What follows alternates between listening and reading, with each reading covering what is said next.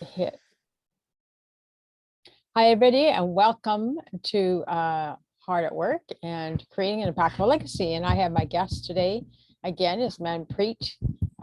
And he said, hey, I want to talk about some new things I'm working on. And I said, okay, sure, let's do it. So welcome, Manpreet. And you want to introduce yourself?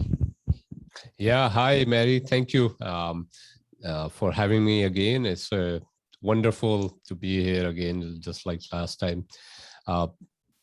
For those of you who don't know me, I'm Manpreet.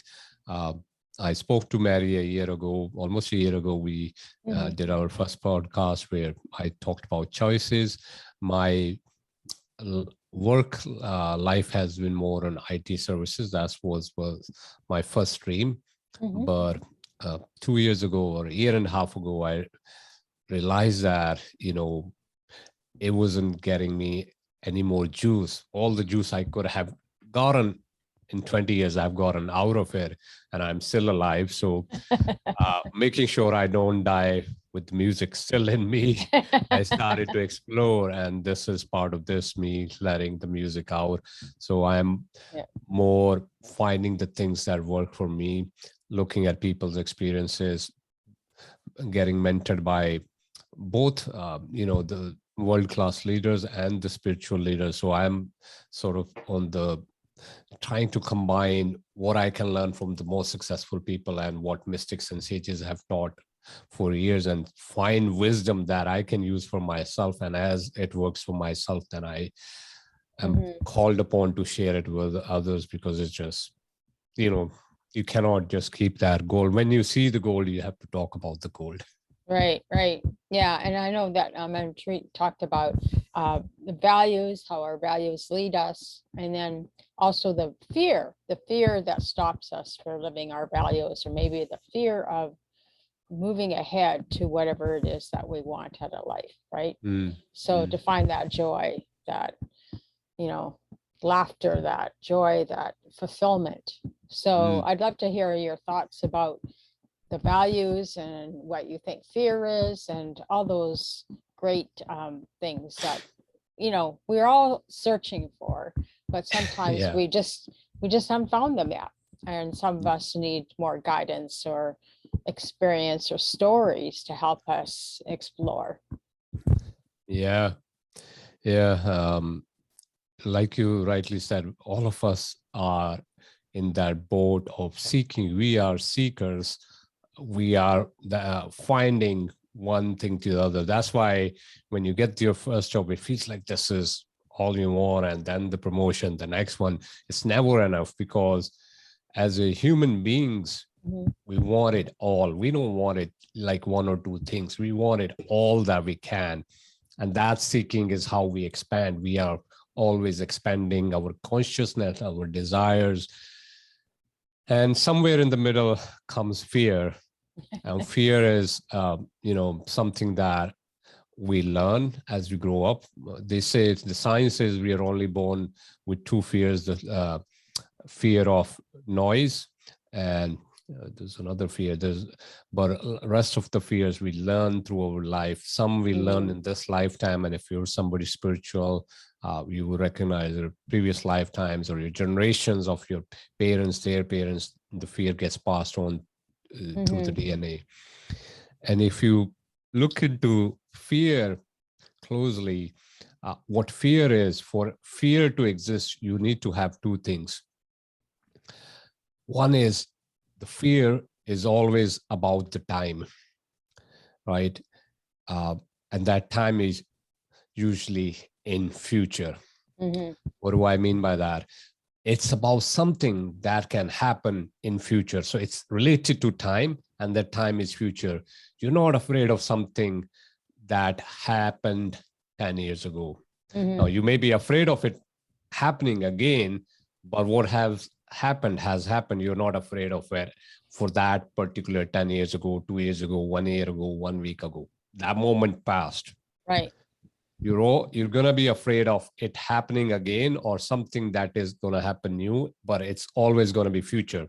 If it's future, the first clue is it's uncertain, right? Right. Nobody can guarantee, me and you can sit down with those balls or magic wands, but none of us can predict what that future can be, right? We are building so many models, the technology, the AI, it's all trying to predict that future, what the future is, but we don't know. So the first clue about fear is that it is not like anything else. It's not guaranteed, even though it may be indicating something in the future. Just realizing that, okay, there's a chance it might not happen because it's related to time. So that sort of allows you to breathe into air, have a little bit more calmer reaction or a response to that fear. Yeah. The second thing to recognize about fear is it's usually needs somebody else. You cannot be fearful just by yourself, right? Mary cannot be afraid of Mary. There is something needs to happen. Somebody else needs to come into the picture. And that creates fear. And that somebody else usually is somebody who is more powerful than you, right? You wouldn't be afraid of a 5-year-old kid, right? So that's how we operate. That's how our psyche operates, that we need, for fear to exist, it needs time, which is in future, and it needs somebody else to be in that equation that is usually bigger than ourselves, or we perceive bigger than us. For example, if you're anticipating a salary increment or your annual appraisal meeting, you might be afraid of going into the meeting thinking that they may not need you. These are the ways fear can show up, or they may not give you the what you deserve. But it's, in this instance, if you see, it's about future, it's gonna happen, it's not yet happened, or maybe you are walking into that moment, but it has not happened. So you cannot predictably 100% say that it's going to happen unless somebody's already told you. And in this example, that person who is giving your appraisal, your boss, is somebody in authority who has power to do that in that position, right? So that's why you're afraid. It could not be somebody that reports into you and say, okay, boss, I'm going to get your 10%. It's never going to happen. So it's always going to be somebody higher. Now, the thing is, I've been there. I don't know about you, Mary, but I've been so many times. I've been both sides of the equation, where I have walked into the meetings where I knew that it's not going to be what I want. Like, I wanted something, but I was so afraid that they're going to cheat me, that actually they cheated me because I created with that fear. And there has been times when I walked in the meetings that I knew that what I wanted, and I knew if they didn't give me that, I'll walk out of the meetings. And so I'll give you examples of both. One time I walked into a meeting where right out where it was being decided, they were asking me to reduce my rate. I was a contractor consulting, and they were asking me to reduce my rate because they didn't have budget. They had a little bit of work, but they didn't have budget to pay that. Yeah. So I had a choice to make going into the meeting. I knew it before the meeting. I had a choice whether I accept that cut, stay there, ensuring that I have work.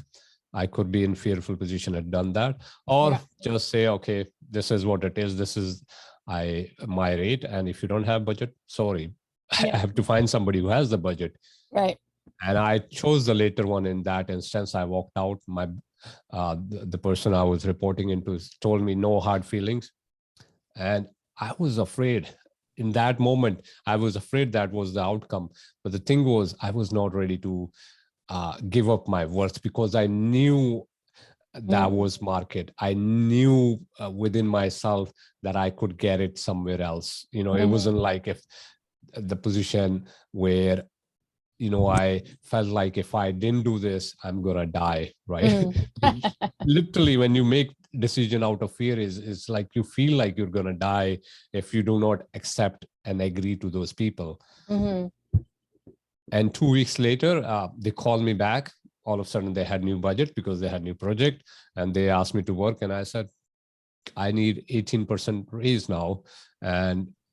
And they paid me because they had work, and I told them that it's what they were paying me earlier, 2 weeks earlier, was a rate that was 2 years older. So they could have kept paying me that, but the fact that they let me go, explore the market, I don't know what my new rate is. So I had a choice. I mean, if I would have given in fear, I would have cut down 10%. And also, it's not about the money. The money is just the end result. It's how you would have felt. Like, I walked out of that meeting feeling stronger. I felt fear. It wasn't that I was afraid. I didn't have any second work lined up. Uh, I felt like, what if I have all those, what if I don't find work? What if this? I heard people saying, hey, you should have stayed it. You've worked here longer. You could have just given them that discount.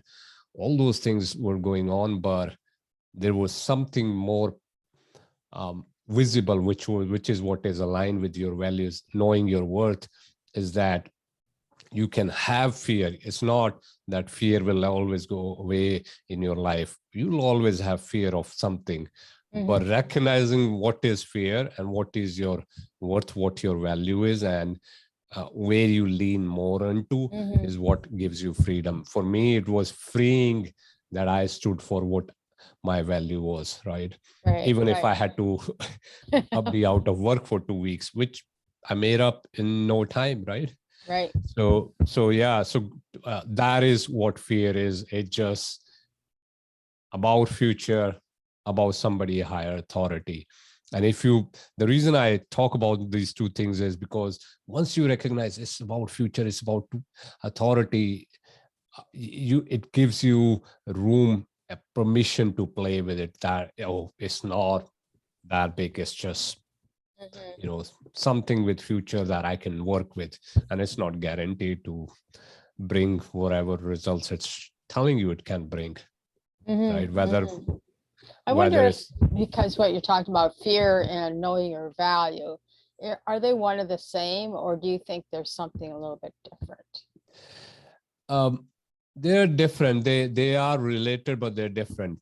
Your value is knowing yourself, like what excites you. Your value is, the one of the ways to way I found my value was is asking me this question, that if there was $1 million in my account, what would I do? How would I act? And what kind of people I would want to work with, what kind of people I would love to have in my life, and what kind of life I would be living, right? Because there's so much burden of money that we have created, that for human beings, we have created this burden that we need to have money, money, money, money. Okay, so that money cloud overpowers your values. It clouds your judgment of your own values. You don't know what your value is because you're always operating of carrying that money. But if money was not an issue, then you start to go deeper and find out, okay, who would I be then? Would I work for the same boss? Would I work for the same customers? Would I live with the same people? Would I live in the same location? And if not, then what, right? What is it? I'll be more kind. I'll spend more time with my family. I'll be more focused on my exercise, my diet, and all that. If those are the things, and those things make you happy, those are your ultimate things, those are your values, then you start to recognize, okay, that is what I want. This money, whole job, whatever it is, it's just what I think is going to get me there. But my beingness, who I am at my core, is those things. That is what I'm attracting to. And when I know what I'm attracting to, I don't have to have it just the one way, right?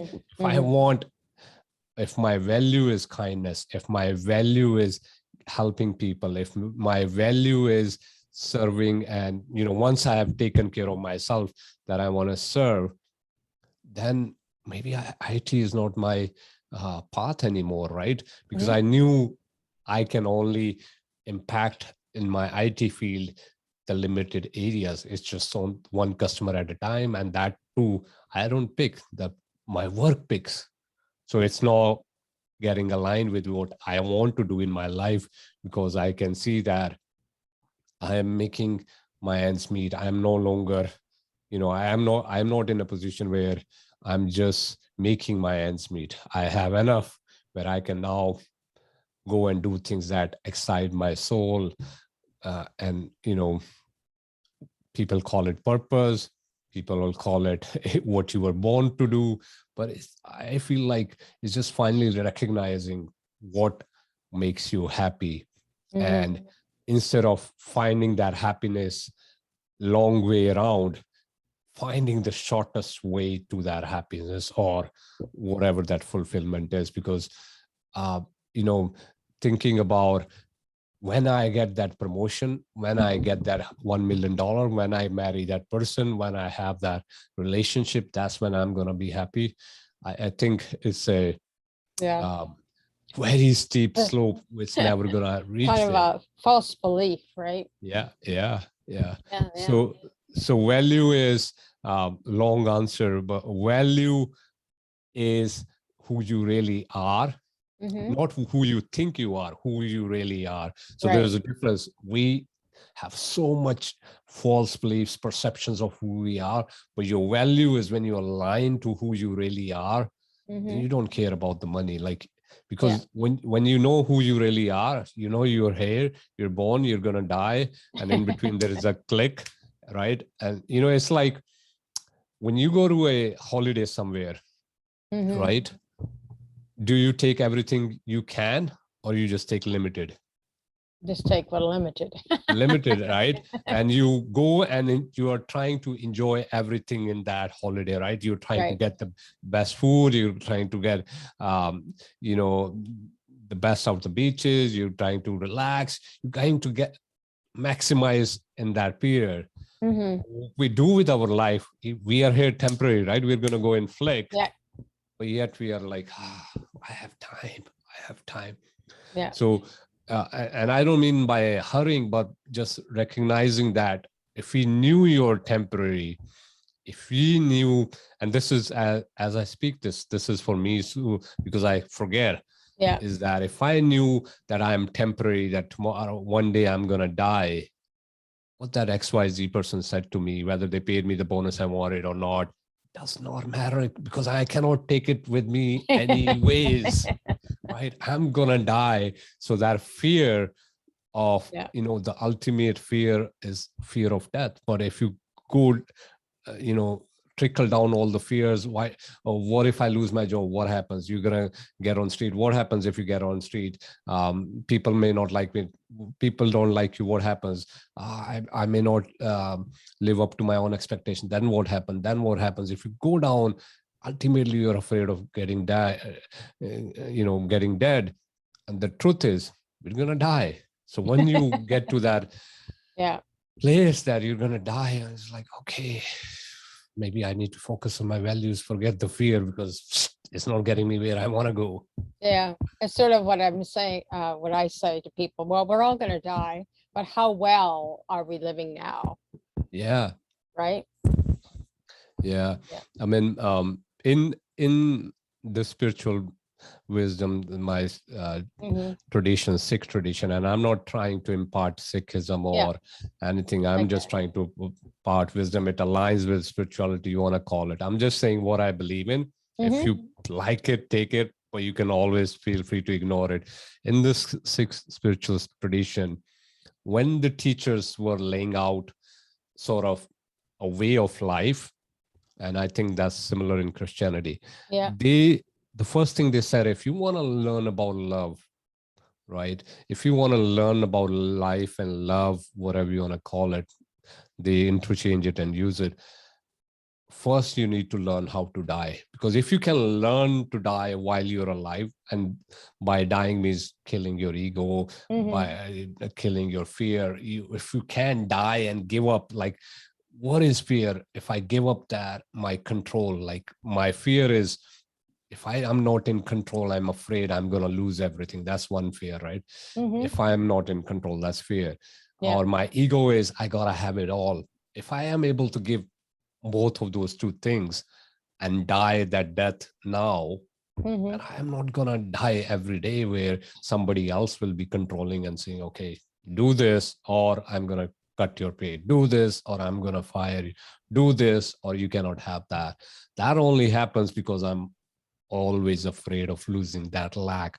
But when you realize, okay, the worst is death, the really worst case scenario is death, that is the ultimate thing. Like beyond that, nobody knows. Like people can say hell or heaven or whatever, but nobody knows beyond what that it is. That then you're okay. I can do with this short holiday I have here on earth and do something with my values that are, calling me to do something that, the one of the ways that you recognize your values is when you are feeling uneasy, when you're feeling something, squeezing your soul or heart, that pain, that means you're not aligned to your value. That means you're doing something you do not internally. You may not recognize what that value is, but the fact that you're suffering is an indicator that you are not aligned to whatever your value is. And people try to overcome suffering without realizing the suffering is the lesson. You need to look into the suffering. Why are you suffering? Underneath the suffering is your value. And when you are able to recognize that value and bring it light to it, you're not in suffering. That doesn't mean you will be a millionaire, you'll be rich, but you are aligned with your values, and that will give you so much happiness and joy and peace that you don't care about those worldly things. And they will come to you naturally because you're not operating from lack anymore. Like it's going to that dating scenario when you need the girl you want or need the partner. Being needy, you're unable to attract that person. The minute you're not needy, the person comes to you. Yeah, absolutely. It's just like money. When you don't need it, it comes. Yeah, anything, because when you operate from lack, neediness, then your vibration or the frequency is so low that you cannot attract that higher thing. You're needing that higher thing, but in order for you to attract that in your life, you have to get to that vibration. And when you get to the vibration, you don't really need it. It's already there. It just shows up. It's matching that vibration. Yeah. So, you mentioned that you're starting a boot camp or something to help people release the fear or whatever it is that's going on for them. So tell us a little bit about that. Yeah. So like I said, I'm using my own life experiences and learning from the spiritual wisdom and the mentors. One of the things I realized, a lot of things that I was not doing in my life was due to fear. One was fear. One was this feeling of lack that I always felt like, I don't have it. Whether it was due to comparison, but I felt that I lacked that. I felt that I lacked being somebody like Maya Angelou who could speak so eloquently. I felt like, I didn't have any talents. I always operated from that lack. So I kept, in order to escape from that lack, I kept working hard on the IT space. Right.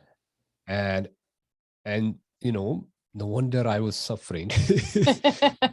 So I want to share with people the lessons I learned and how I pulled myself out of it.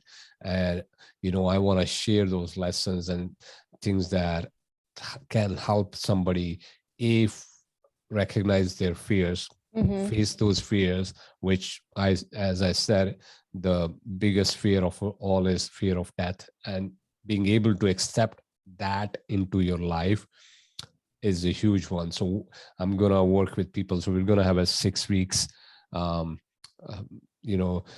camp where we're going to go through every week. We're going to pick up a subject and we're going to work. We're going to have exercises, group exercises, and I don't want to call it homework, heart work. Like you have to work on your heart, inner things, and go do it on yourself. And but the other side of those 6 weeks would be you'll be more free. You will be able to face the fear. You will have the fear, You'll recognize the fear, but you'll be able to do what is aligned with your own value rather than taking actions from that fear. And then, finding your purpose, like, I don't want to call it purpose, but really getting aligned your own worth, your own values. So you're able to live more fully. You're able to accept life more fully into you, right? You are able to receive more fully, because one of the reasons people who are not living fully are attracting fully, even they say that they want all those things and not getting those things, is because somewhere there is lack, somewhere there is fear, somewhere there is misalignment. And so I'm just excited to work with these people who want to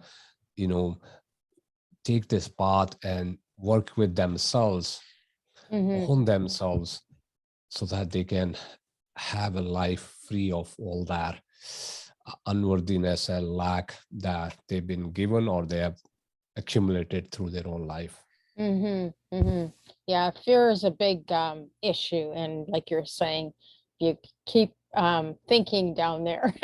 At a scale, if you have fear and you have a joy, enlightenment, it's a big difference, right? So you're just wanting to help people get out of the fear and into the joy and into their fulfillment of their life, so they're feeling more powerful within themselves, right? Or inner reflection. So I'm not claiming that I'm going to help you get out of the fear, but I am going to enable you enough that you're able to look into the fear and recognize this is the fear, and then decide whether you want to operate from that fear or you're aligned with your values and love and higher vibrational things. Because a lot of times we don't even recognize when we are operating from fear, because it's just so ingrained in us. It's so natural to be fearful. Right. So who would you like to have attend your boot camp?